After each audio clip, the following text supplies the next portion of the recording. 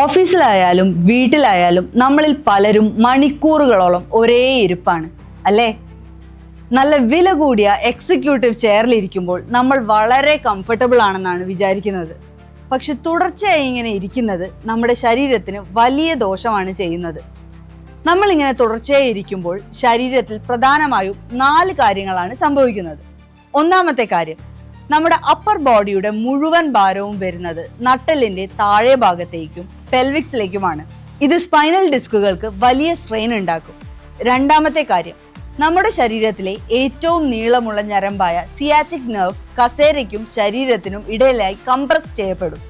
കാലുകളിലേക്കുള്ള വേദനയ്ക്കും തരിപ്പിനും ഇത് കാരണമാകാറുണ്ട്. മൂന്നാമത്തെ കാര്യം, കാലുകളിൽ നിന്ന് ഹൃദയത്തിലേക്കുള്ള ബ്ലഡ് സർക്കുലേഷൻ കുറയുന്നത് വഴി കാലുകളിൽ നീര് വരാനും വെരിക്കോസ് വെയിൻ ഉണ്ടാകാനുമുള്ള സാധ്യത വളരെ കൂടുതലാണ്. നാലാമത്തെ കാര്യം, തുടർച്ചയായി അമർന്നിരിക്കുന്നത് കാരണം തുടയിലേക്കും ഇടുപ്പിലേക്കും മസിലുകളുടെ ഫ്ലെക്സിബിലിറ്റി കുറയുകയും അത് മസിൽ പെയിനിലേക്ക് നയിക്കുകയും ചെയ്യും.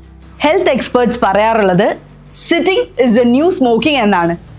അത്രത്തോളം ഡേഞ്ചറസ് ആണിത്. പക്ഷേ ഡോണ്ട് വറി, ഇത് സിമ്പിൾ ആയിട്ട് സോൾവ് ചെയ്യാനുള്ള ഒരു സൊല്യൂഷൻ ഉണ്ട്. കണ്ടിന്യൂസ് ആയിട്ടുള്ള ഈ ഇരിപ്പ് ഒഴിവാക്കാൻ വളരെ സിമ്പിളായ കുറച്ച് കാര്യങ്ങൾ ശ്രദ്ധിച്ചാൽ മതി. The 20-30 minute rule. ഓരോ അരമണിക്കൂർ കൂടുമ്പോഴും എഴുന്നേറ്റ് ഒരു 5 മിനിറ്റ് നടക്കുക. ഇടയ്ക്കിടയ്ക്ക് കൈകാലുകൾ ചെറുതായിട്ടൊന്ന് സ്ട്രെച്ച് ചെയ്യുക. അതുപോലെ തന്നെ ഇടയ്ക്ക് വെള്ളം കുടിച്ച് നമ്മളെ തന്നെ ഒന്ന് ഹൈഡ്രേറ്റ് ചെയ്ത് വെക്കുക. നമ്മുടെ ജോലി എത്ര പ്രധാനപ്പെട്ടതാണെങ്കിലും അത് നമ്മളുടെ ആരോഗ്യത്തെക്കാൾ വലുതല്ലല്ലോ. ഇന്നു മുതൽ തന്നെ ഈ ടെക്നിക്ക് ഒന്ന് ട്രൈ ചെയ്ത് നോക്കൂ.